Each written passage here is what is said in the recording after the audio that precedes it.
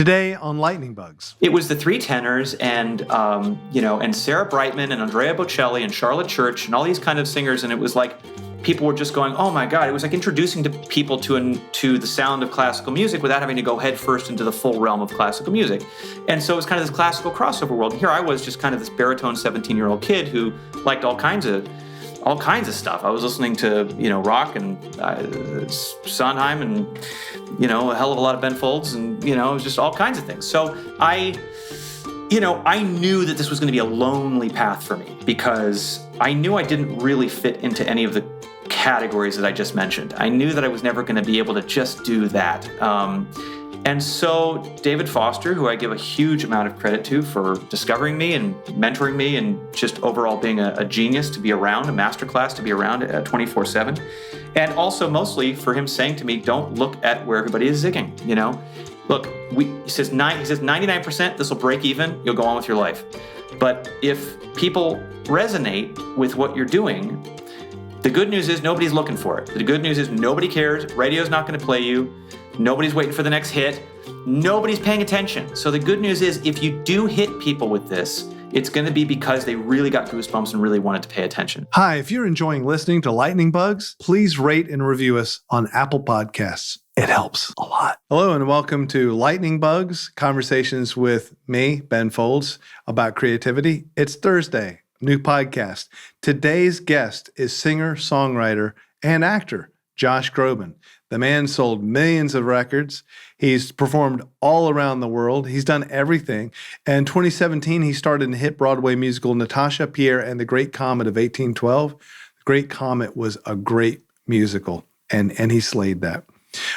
He's been in TV shows, films, The Good Cop, Crazy Stupid Love, The Office, and maybe most impressively, and not surprisingly, knowing the man, he's really full-timed a foundation called Find Your Light, and it is to support schools and the arts. It's very effective.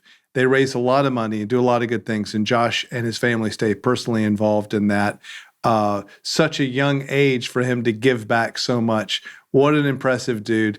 Let me bring in my friend, Josh Groban.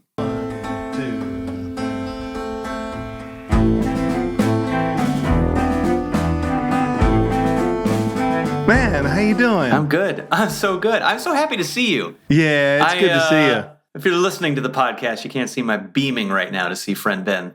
But it's good to see you. You are all the way across the globe from me. Is that right? I am. Yeah, I'm in Sydney. You in LA? I'm in LA. I mean, two cities that have infuriatingly great weather all the time. Well, I was just going to do something I haven't done with the other guests, which is go straight to your childhood.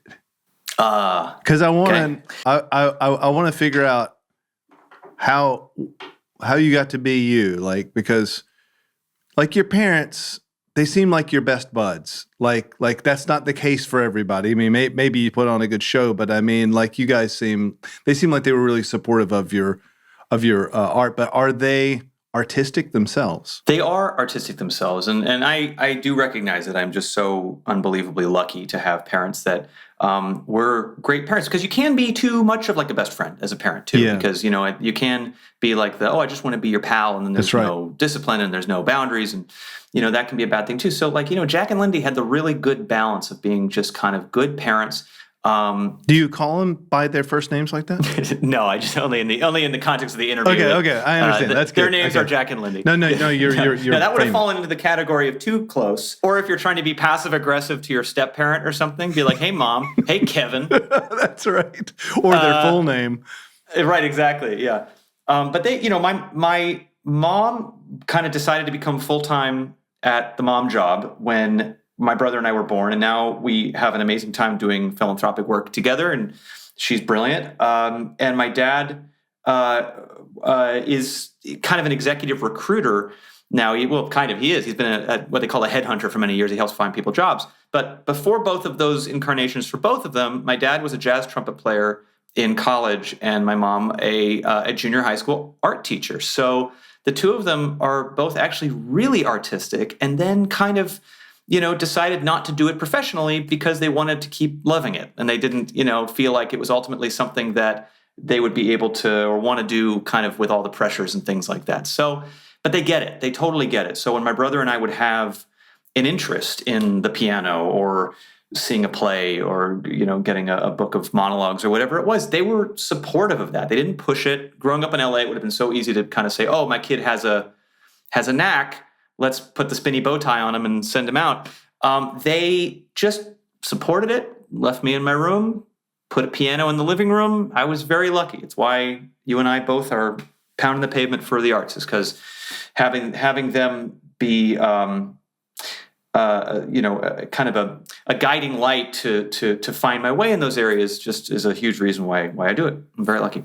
Yeah. So, living in LA, your parents, artistic, but not stage parents at all. Very of earth. A lot of neighbors that were stage families. And I think also because they both believed so strongly in education and in having backup plans, they, I think, were both excited by the fact that I had the bug, but also, more than a little bit nervous that maybe. Well, you were really young. I was young. Oh yeah. I mean, I was just absolutely mesmerized and hooked on the theater when I was 4 years old. So was theater first for you? It was first. Oh yeah, it was. And it was first like watching it on television, strangely enough. It was watching, PBS broadcasts of Sunday in the Park with George and, listening to the cast recording of Phantom of the Opera before I ever even got to see Phantom of the Opera, just kind of. As a kid, That's amazing. I love that. Yeah, and just kind of saying this is magic, like the kind of magic that a lot of other kids were saying, I want to be a fireman or a cowboy or whatever. Yeah. It's like, well, also other kids' idea of entertainment is going to be, nothing wrong with it, but it's going to be more like cartoons and Pokemon and superheroes and, I did like those things too. But you didn't become a superhero. You became a singer and a theater person. Very much so. So but that distinction is interesting because I had the same kind of whims and hobbies that all the other kids had, but there was something about the feeling of theater, the feeling of that kind of art form that just resonated deeper than a hobby. Live theater? Did you get a sense that it was live? Was that part of what the thrill was when you were a kid, or did it seem in the air as a production, like filmed and its own thing? It's like anything that gives you an aha moment that is an art form. It's seeing a great painting for the first time, or if you're of legal drinking age, drinking a great glass of wine for the first time and going, oh wow, that's what that can do. That's what it did to me at that young age. And I of course, when you're a kid, you not only say to yourself, I'm a huge fan of this, you want to be it. It's like why everybody on TikTok is dancing the dance moves of their favorite pop stars. It moves you deeply and you want to then be that. So that's what Sondheim and, others did for me back then, was that I felt it deeply and I wanted to be it because I felt it. And it really was about the storytelling. I just resonated with the story. I would not have been interested in the story of George Seurat and postmoderns, or post-Renaissance painting or whatever it was, pointillist painting. I would not have been interested in that subject, but I became interested because of the musical. And that's what it showed me, is that it had the power to tell stories. So your earliest favorite musicals? My earliest favorite musicals were Cats. I mean, I tell you, as a child, seeing the cats run around the audience and singing that incredible poetry. Did you see it live, or did you see it? So Cats was my first musical. Cats. Okay. When I was around 9, they took me to see Cats at the Amundsen. I think it was the Amundsen Theater here in Los Angeles, and I mean, it's people have kind of given Cats a bad rap over the years, just because I think like in hindsight it's it's about cats. And so it's kind of, people are just like, oh my God. But as a child, especially, and Weber is a genius, full stop. Yeah, absolutely. And to hear those chords and to hear the poetry and the playfulness of it, around the time it had just come out, I was just like, so I actually showed this picture when I co-hosted the Tonys a couple years ago, with our friend Sarah Bareilles. A picture of me I wanted to be a cat from Cats. So my mom, and I talk about, being supportive parents, they made me a kind of sequined cat's sweatshirt, spandex, and like silver high tops. And, I loved it. I really loved it. Your parents made it.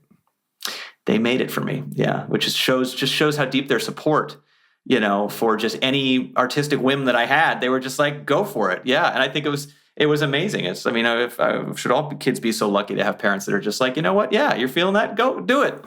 Well, I mean, the thing is like this, one of the many reasons I wanted to do the podcast is just to get inside, if you're a parent, when you have kids, that's what you do when you're a parent. I guess no one really knows how to best foster creativity, and it's just good to see how it's done. I mean, some artists grow up and it's like, my old man used to beat me, and it's rough. Like they had a rough time, and I had to escape. And so it's all about the opposite. And then with some of us, I mean, I think both of our sets of parents were supportive of it, which, like you say, it makes you really feel like you got to give back a little bit and make sure that as many other people can be as lucky as you were, which is I see in your efforts. Well, I am 40 and childless, and I would love to have kids one day. And I think part of the pressure for me has been like, there is something to be said for being in a situation where you say to yourself, I'm going to break the cycle. I'm going to be the parent that that my parents weren't, and I'm going to be the one to have a great, healthy relationship. The kid had to put out cigarettes on us, and it's there's real. I'd say most families out there,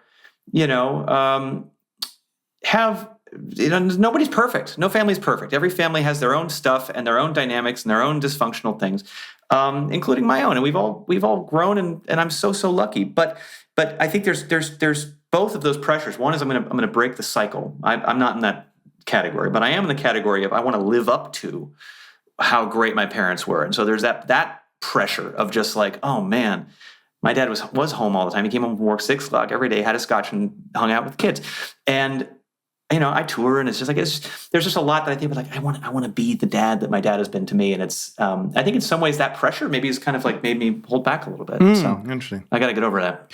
Yeah, well, I mean, as soon as it happens, having had kids myself, all that goes by the wayside, and it's just like you jump on a roller coaster at the point that they take that terrible picture, and you go, like but that's just what every life. Great parent that's in our line of work, like yourself, has said to me, which is that, you can think about it and you can think about it and you can think about it. And at the end of the day, you show up at the hospital as 2 people and you drive home as 3, and you just go for it. And it just happens, and that nothing's perfect, and you just do it. So I always found advice obnoxious as hell from other parents because you get it all the time. And I found myself, once I had them, going and doing the same thing, I try to shut up because every kid is completely different. But I think what is useful is to just see as many honest examples of the production line of children and go, okay, well, that one was made with too much salt, and that one was cooked for a little too long.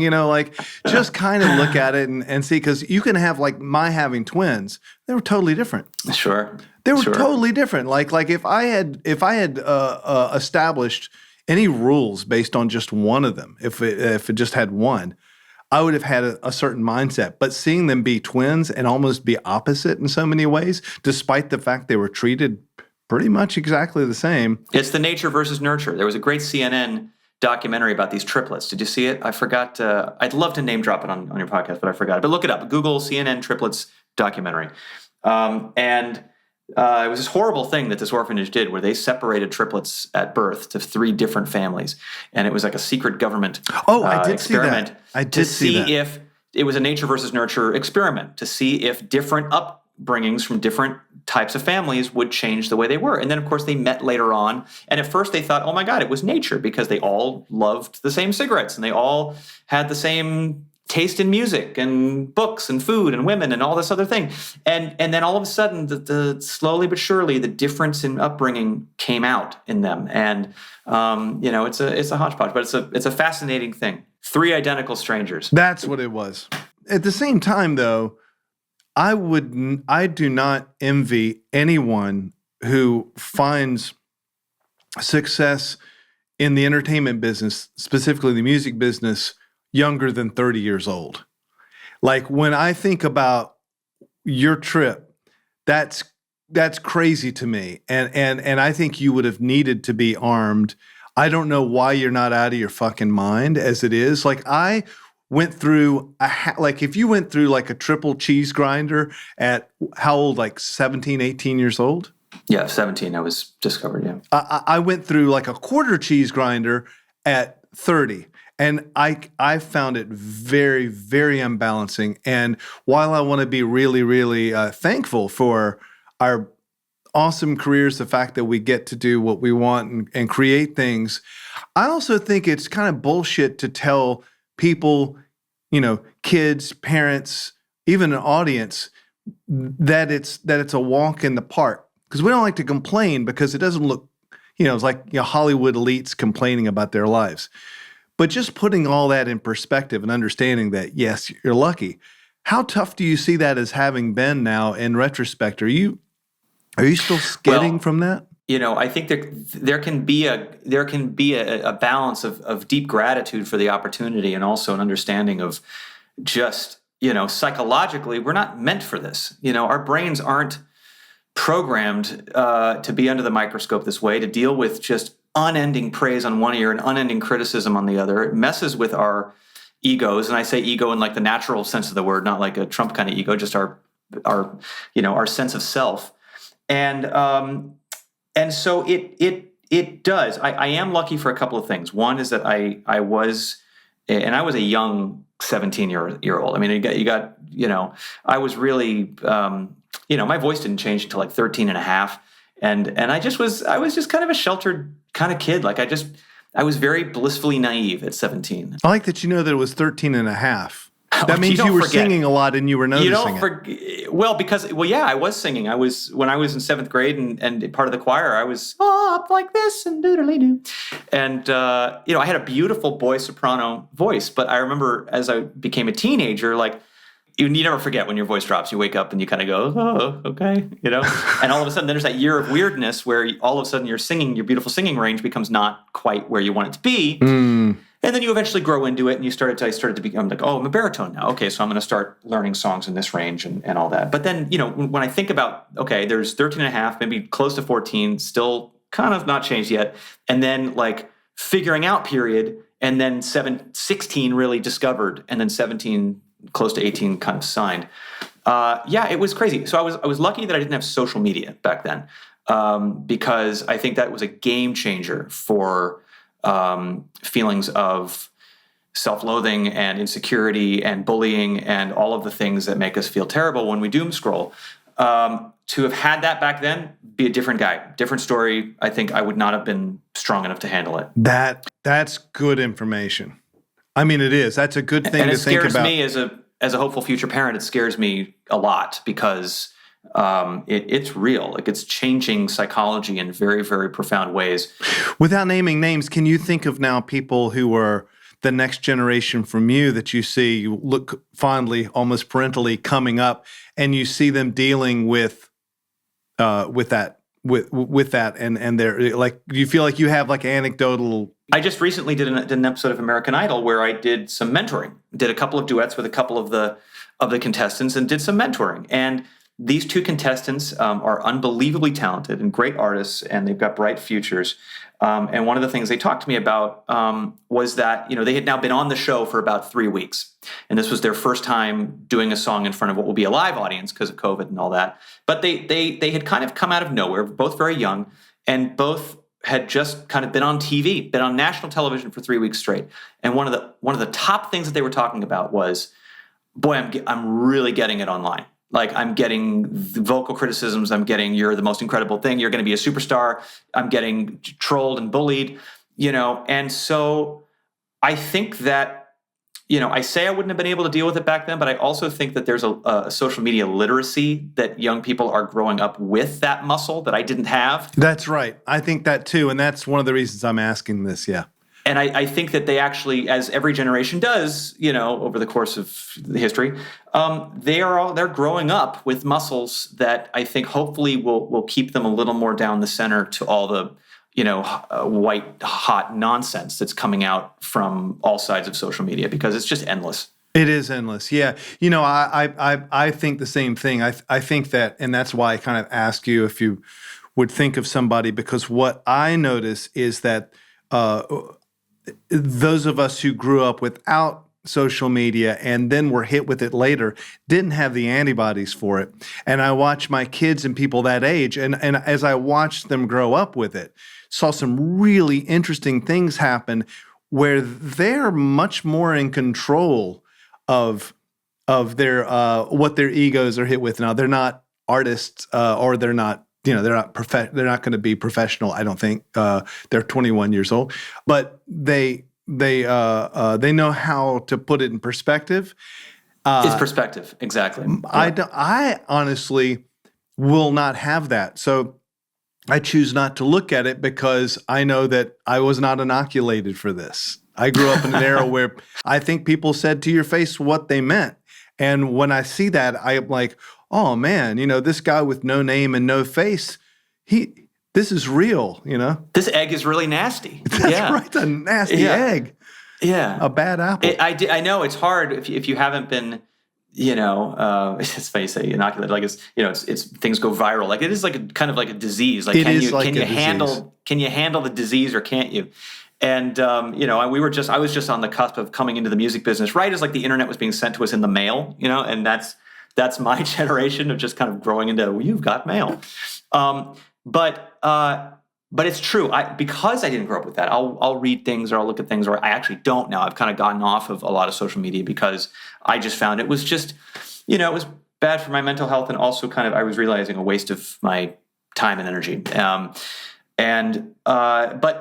because you take it so seriously, and I think that generation has learned to not take everything so seriously, which maybe in its own right is healthier, as long as they're taking the right things seriously. Well, therein lies sort of the big contradiction as an artist, a creative person, is that if it's your job, when you're approved of, you get cookies. Like you get paid, you have a job, people clap, and you get to do things. You get to buy things. If people don't approve, then you don't. And yet, what's supposed to make us artists or better artists is to not care about that stuff. Yeah. And both things exist. And any artist that tells me that they don't care, I'm like, I don't know. This person is either a psychopath or they're not being truthful about it. But there is a way to build a firewall. At 17, 18 years old, you're singing a style that I cannot say was in fashion. Correct. In fact, you're still doing it, and it's still not in fashion. And that is awesome. I think that is just the best. Well, talk about that. Why? How did that happen? Why didn't you go with the flow and move that voice into a style that would? How did you? I think that's one of your great artistic achievements, is being so against the grain and so yourself that it's not, you can't imitate it, and no one else is or should try it. That's what a fucking achievement that is. Because well, it takes one to know one, Ben. I mean, we do invent a voice to a degree. You could sing like someone else. Sure. That's what karaoke's for. Yeah. So what you got to say about that shit, Josh Groban? Couple of things I got to say about that shit. One is, to the point where, yes, it was decidedly not en vogue to sing the style of music that I was singing at the time. At the same time, when I first kind of started to blow up, it was a time when that style of music was actually getting a lot of sales. So I had kind of a window where somebody with my style, I guess, could possibly we could roll the dice. We don't really see it. Maybe that was a Europe thing more. Maybe that was a European thing more, you think? It took me way longer to break in Europe than it did in America. Oh. So, it was one of those things. It was the three tenors and Sarah Brightman and Andrea Bocelli and Charlotte Church and all these kind of singers. And it was like, people were just going, oh my God, it was like introducing to people to the sound of classical music without having to go head first into the full realm of classical music. And so it was kind of this classical crossover world. And here I was just kind of this baritone 17-year-old kid who liked all kinds of stuff. I was listening to, rock and Sondheim and, a hell of a lot of Ben Folds and, it was just all kinds of things. So I knew that this was going to be a lonely path for me because I knew I didn't really fit into any of the categories that I just mentioned. I knew that I was never going to be able to just do that. And so David Foster, who I give a huge amount of credit to for discovering me and mentoring me and just overall being a genius to be around, a masterclass to be around at 24/7. And also mostly for him saying to me, don't look at where everybody is zigging, Look, he says 99%, this will break even, you'll go on with your life. But if people resonate with what you're doing, the good news is nobody's looking for it. The good news is nobody cares. Radio's not going to play you. Right. That's nobody's waiting for the next hit. Yeah. Nobody's paying attention. So the good news is if you do hit people with this, it's going to be because they really got goosebumps and really wanted to pay attention. And so we kind of wrote our own playbook. And that was lonely for a long time. It sucks when you're the top selling male artist of the year and Grammys don't care. It's like it's like you said, people pretend they don't care, but you're like, why aren't I in the club? It's a lonely existence to kind of go your own way. But what you realize later on is that you've actually kind of paved your own path for yourself with your fan base and with what you do so that you can actually now go in any direction you want to go into. And so that's a luxury that I know you know as well, because you've constantly done things your way and you've constantly explored and experimented and dared your audience to go to places that might feel uncomfy at first, but then they realized they didn't know what they could do without it. So that's the goal. So how old were you? I'm sorry to ask you basic bio questions, but how old were you when you met David Foster? 16. 16. So you guys were having pretty long-term strategical discussions, or he was kind of in some way. I mean, well, he was hugely successful, so I suppose it did occur to him. About it. What if you're successful? He was thinking about it. Yeah. He was, because David has discovered so many of the great singers in the world, and so he's always, I think, on a talent search. It's just part of his DNA. But I didn't know that. To me, I was plucked out of high school. We met through a voice teacher, and he just wanted me to sing for an event. And I was just thinking, how lucky am I that I get to, be a part of this crazy world for 5 minutes?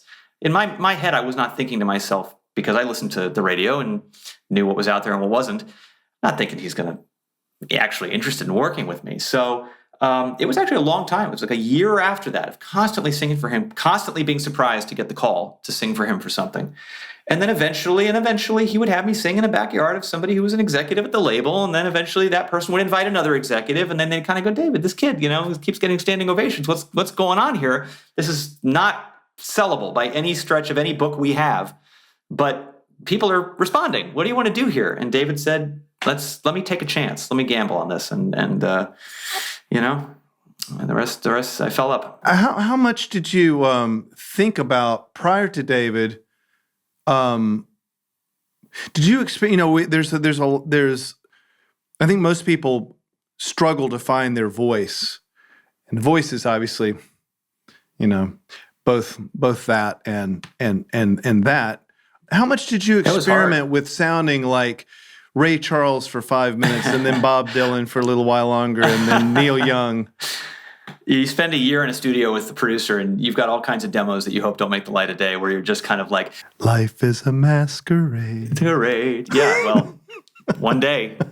Is it released? It might be. I think it's out there, right? It's out there. It's on YouTube somewhere. Yeah. I don't know. People still don't think that was a joke, which I kind of like more. Yeah. Maybe it has become not a joke. I think we wrote it. See, this is an interesting writing exercise, is to kind of take off your serious, I want to write a good, serious, clever song thing and kind of write for humor purposes. Well, let me fill the kiddies in on that just for a second, because that's sure. You and me in the middle of a night. Was it after one of my gigs? It was, I think, after it was after your video shoot with Tim and Eric. Right. We had done your You Don't Know Me video shoot, and Tim Heidecker said, hey, I've got a lyric idea or something. We all hung out and he's like, I've got a lyric idea. And well, I had been making fake songs, like bad songs on purpose, and releasing them as though they were real. And that was just my way of just making something with no pressure, I think, and I thought it was kind of funny. Yeah. It was, and I very thought, kind well, of Andy Kaufman-esque. You were enjoying kind of trolling a little bit. Yeah, and also there's another story behind it, which has to do with the leaking of the album prior to that, and that being a way. I just told the label we should just all the same titles, but everything else is different, and it sounds believable, but it sucks. Okay. And that way, if it's leaked to the internet, people will. I mean, and like reviewers reviewed the album as if it was the fake album, and then when the real one came out, they were like, "Oh, that's not as good." Yeah, that's brilliant. See, that's. Oh well, what do they know? Fuck critics. So we had gone in, and I think we all had it's me and you, and Tim Heidecker of Tim and Eric, and Tim's taking it pretty seriously. I mean, like he actually is Andy Kaufman.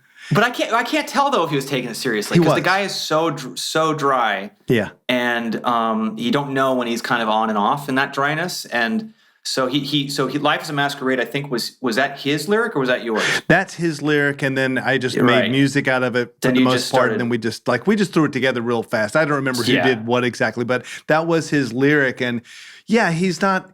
It's not that he doesn't realize that things are a joke. It's just that he thinks that I mean, to him, that's a serious part of life and a serious way of dealing with it. I mean, have you heard his record? And I was going to say, he has made some beautiful music. It's very good, yeah. Fear of Death is awesome. Yeah.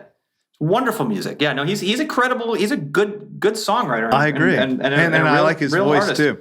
But the point is so we made this super fast. To you and me, it was more of a joke. We even had to talk about it in the car on the way back. Maybe we shouldn't let anyone hear this. I remember that. It's kind of like maybe we should let anyone hear. I was just pulling up to my house, and I'm just like, Ben, I feel weird. I've got that funny bad feeling, It's just because at that point, but also like, I've done a lot of comedy since then, but like at that point also, like you knew that I had a weird sense of humor. Yeah. And we shared in that, but I don't think a lot of other people did either. And so So I kind of drove him going, oh man, this is going to be, this is not, I'm not sure people are going to get it the way we get it. We were very, very dry, our humor, very dark. It sounded pretty serious. Yeah. And to a degree, it's like the exercise of making something we are going to take it seriously to a degree. I mean, it's like the tape's rolling. This is, we had a proper jam sesh. You played this mean-ass Nord synthesizer ripped the Nord, absolutely. That was just a one-taker. Couldn't repeat it if I tried.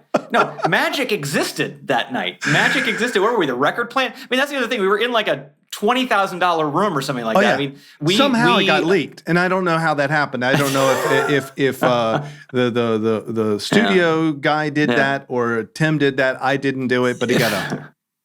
Well, it's out there, and I think it's an art piece in itself because people are taking deep, serious meaning from it, and they really love it, and they request it at my shows, or they think it's hysterical. And what a cool kind of,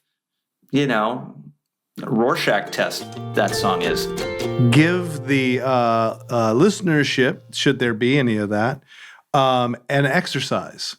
A creative exercise. I'm calling it New Week's Resolution, as in, for this week, I resolved to wake up every morning and read poetry, or I'm going to say magic words before I go to bed, or I'm going something specific that doesn't take too much time, is realistic, that you think would help a creative audience mix it up in their head, something that makes them Josh Groban. Well, I think we all are looking for silver linings in this otherwise traumatic and awful year, and especially people who are creative, I think, have been trying to find ways in which they can say at the end of all this, well, I've grown in this way, or I've gotten better at this at least, and I'm going to just do all I can to incinerate the rest, but then I'm going to hold on to these things that were positive. And for me, always kind of needing noise, always kind of needing distraction, always kind of bouncing from one thing to another, I realized in this year of quiet that it was actually doing me a disservice to have all that distraction, to constantly have, a million things I could do instead of finish that verse, or a million people I could just call up and go write with, or go do, or make noise with. I think having, and also just getting to know your own thoughts. You forget how vital it is to just sit and think.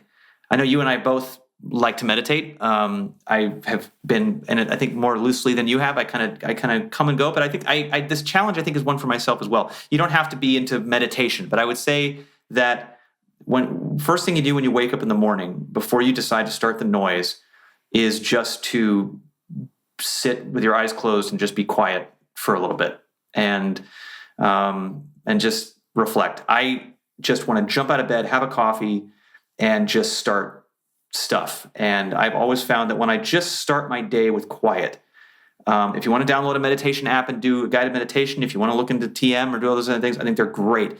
But I really think that the main thing is just kind of, before you make any big decisions or make any big creative choices that day, start your day listening to your inner voice for a minute. And that's a hard thing for me to do too, so I'm going to try. I love that. Okay, so to be specific, you're going to get up, not do this in bed, because that's just laying in bed.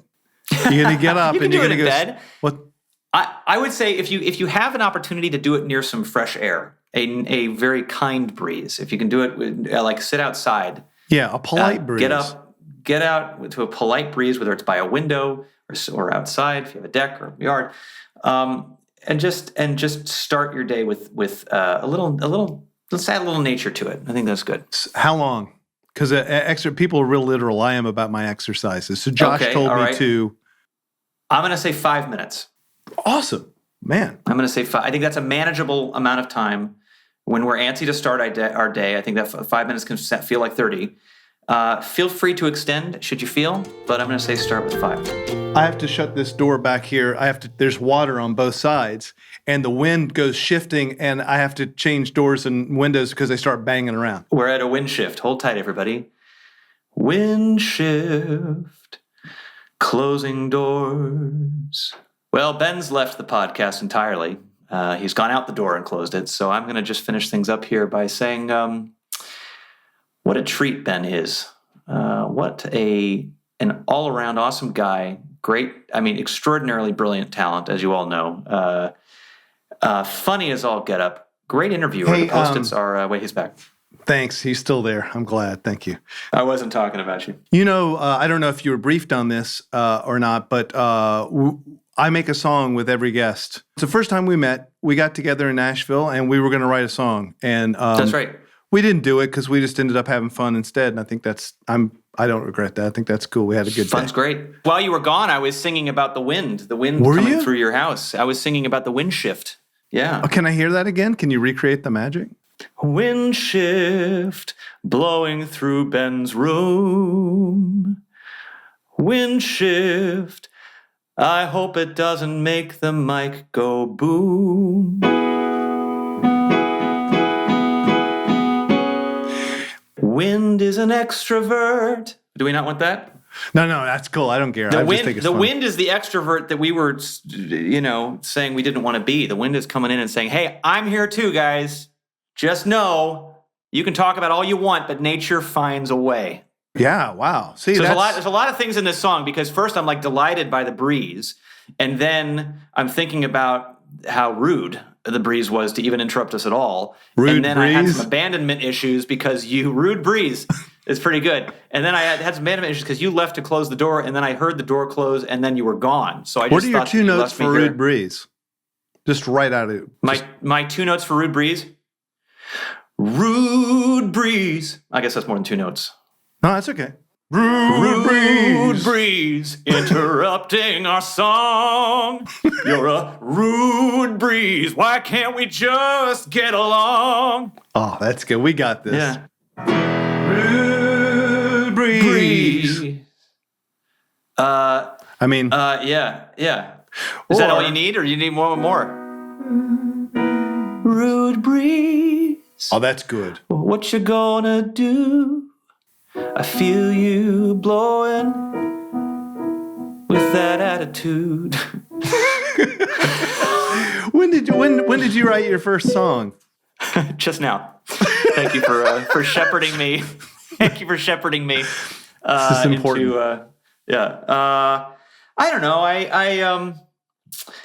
I think that I was always writing and I didn't know it. I think, when I mentioned that my parents had a piano in the living room, I would just sit at the piano and just riff just to kind of get over the awfulness of the school day and just kind of get my head right before homework. And I would just play. I would just play for an hour, and I didn't realize that was writing. I thought it was just, having fun. And then I started to realize that those little improvisations or those little things I was doing that were just kind of silly and of the moment that were never supposed to be repeated were actually, you repeat that and that's called a verse. Or that's, then you can't get that melody out of your head after you played it yesterday, well, maybe that's something that should be a chorus. And you start to think a little bit about structure. And then I really started writing after my first album, because the blessing, the curse of having a hit album and even a hit song is that every publisher under the sun then says, oh, we got to get him 50 more of that. And so it's like a copy of a copy of a copy of a copy. It gets watered down to like a cartoonish, you're listening to songs and you're going, is this what they think of me? Like, is this what they think feels good to me?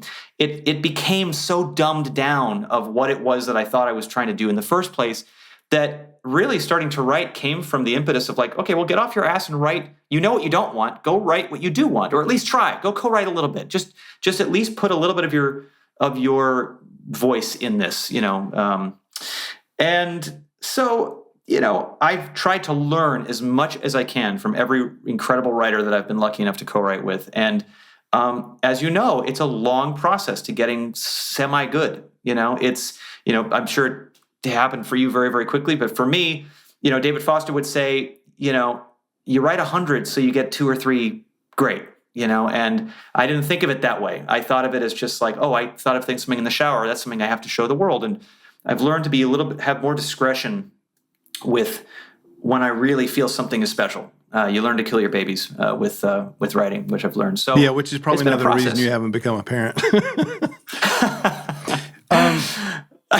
That's dark, Ben. Yeah, isn't it funny how this is not an era? This is an era where we get really nervous really quickly about anything dark. We don't deal. I mean, in the 90s, everything went dark just because everything was so great. Everything was so fucking easy in the 90s that we had to make like chainsaw movies and jokes about everything, and now it's kind of like, we've got enough of that in the news. Why don't we There's just a lot stop? of pain out there. Yeah. But even so, I think there's a place for dark and dark humor. I think so too. But it is interesting how we've all grown a reflex. I can feel it myself. Right before I said that, I was like, nah, kill babies, like. And it happened. Yeah.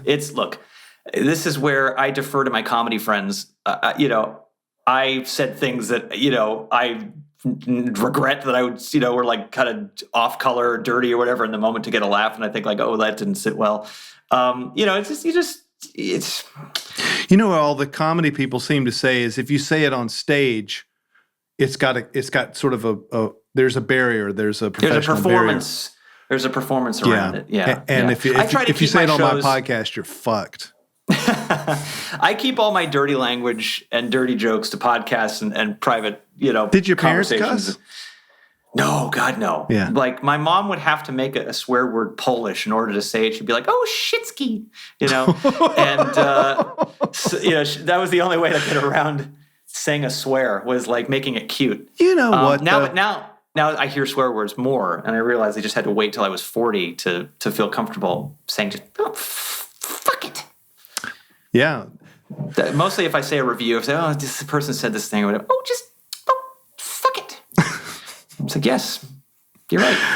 My father cussed like a sailor. I mean, it's like every other word. That's just what it was around the house. And I look at it as kind of like, I probably watered it down to you. Probably didn't think of it as a big deal. I think so. It was just part of the language. But I find that it's a real class thing. It's like, I look up to people who get through life without using unnecessary words. They come out of me reflexively, and I think, boy, you just showed your idiocy there. Like, I feel like an idiot when it comes out, and it still comes out. It's almost like it is slightly Tourette's in that way. And then I go, I'm going to do this event, and I'm not going to say anything nasty, and that's when it comes out. It Well, it's a challenge. I think that language can be beautiful. Even naughty language can be incredibly useful, and I'm certainly not a prude about that. At the same time, you don't have any fucks or anything on your records.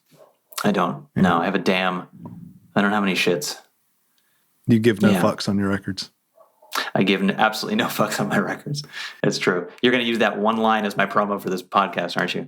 You did the song I wanted. One of the only songs I ever wanted to cover on a record, and I thought I would cover it on a record one day. And really, you just did it. That's what covers are for. I'm probably the 500th person to do it. Now I don't feel like I can do it. No. But Everybody did it needs a so well. It sounds so great. Solitaire. What is it? By Neil Sedaka. I do love that song. Love that song. It gets me. That song gets me. Did you know I ripped that song off? And when I say rip that song off, let me preface that with it was an inspiration for a song for which I could not be sued because it's not close enough.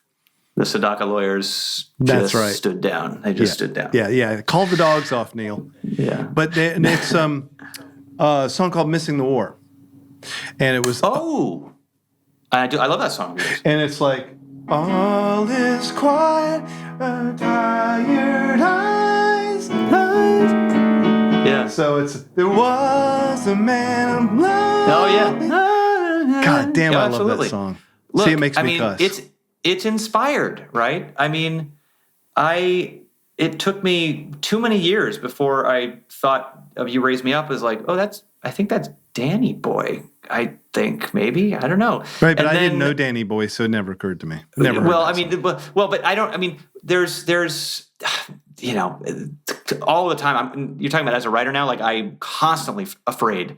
I sent you a melody where I was like, did I rip you off on this? Because I was writing something and I sent you a text saying like, is this yours? And you said no, it's not. So I continued doing it, but I was hoping there's an app, Hound. Soundhound, sure. Soundhound, you hum or sing a melody into it, and it tells you what it is. So if someone's like, "Oh, what's that song?" and that's an invention that has been needed for so long. That is such a brilliant. I don't know yet how well it works, or maybe if my singing is just too shitty. But I did experiment with it, and the reason is because almost all the songs that I've ever written that seemed to be significant at the end of the day, I really thought it was something else for so long. And then it's out there, it's vetted, and it really didn't seem to be something else. But I'm so certain of it, I just have to find out what it is, because I think a good song feels like it came from the earth. It feels like it's something that wasn't written. So I went to Soundhound and started singing some of these things in, and they couldn't find anything. Although I did start singing some of my songs in, and it came out with my song. So I'm not. So they got that right. They got that right. So, but you might try that, I will. I've heard about this app peripherally, but I haven't downloaded it, and I absolutely will. I just in my back of my mind, I'm surely this doesn't really work. But that's not uncommon. That feeling. I think Paul McCartney actually said that when he wrote, I forgot which of his gazillion smash hits he wrote, that he thought he didn't finish writing it forever and ever and ever. Beatles historians who were listening to tell me which one it was. I think it was Let It Be or something. But he kept because he was asking everybody, "What is this? I'm copying something," and he wasn't. He wasn't. And sometimes the simplest, most beautiful things have just been right there waiting to take. What's your newest record? Is that's 9 or 10 studio albums? So I believe this was my 9th that I just released with Solitaire and some others, some classic songs I've wanted to do for a while. And so, yeah, I can't believe that it's been 9 albums now and almost 20 years now in the business. It's, that's amazing. Boggling my mind. Where does time go? It boggles my mind because you just started. I know. And I don't know. I just kind of try to keep my head down and just keep working. I'm probably going to do a lot of writing for the next album because I usually need kind of an album between the big writing album to kind of refill the tank a little bit. And so I feel lucky as a vocalist first that there's plenty of songs I've always wanted to sing and fans have wanted me to sing. So I kind of check off some of those and find great arrangements. And then I'll say, okay, maybe I'm going to get back at the piano and finish Rude Breeze. I mean, yeah, and we want to kind of explore that. I didn't like the blues one as much as I like the sensitive one. I like it's sweet. I think it also is the dichotomy. Well, it's rude, but it's hidden. Rude breeze. So it sounds a lot like Drew Brees, the quarterback for is that the Saints? Sure. Rude breeze blowing through our pod. Rude breeze. Do you think that you are God? It's becoming almost a show tune, which ultimately everything of mine winds up becoming. Yeah. This is a perfect masterclass for how all of my writing sessions go, where we start bluesy and end up in a show tune. It's exactly how Rude Breeze it's going to go. Because just when I thought I was out, it pulls me back in. We're about to get noisy again. You know, we're rounding third base now and getting back to the idea, the hopefulness at least, of returning some semblance of what normalcy was for us before all this. That's your next album. It's about to get noisy in here. It's about to get noisy in here. Well, Groban man, coming at you. It's just so good to see you. You look awesome. It's so good to you see look you good. too. So do you, You Ben. keep It's aging always backwards so now. You're going back. You're going to have pink eye by the end of the day. This camera's not showing the gray. The camera's not showing the gray. That's good. But same to you, my friend. It's always such a pleasure and a privilege to share space with you musically, podcastily, or foodily. It's all joy. We're at a wind shift. Hold tight, everybody. Rude breeze. Rude breeze.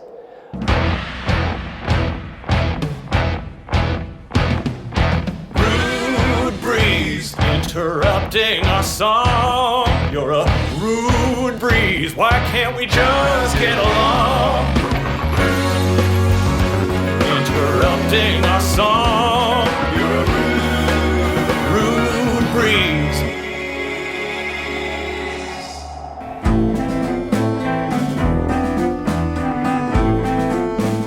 Hi, if you're enjoying listening to Lightning Bugs, please rate and review us on Apple Podcasts. It helps a lot. Thank you so much for watching Lightning Bugs on YouTube. Check out more episodes and subscribe if you have not already. You can also listen to Lightning Bugs wherever podcasts may be found.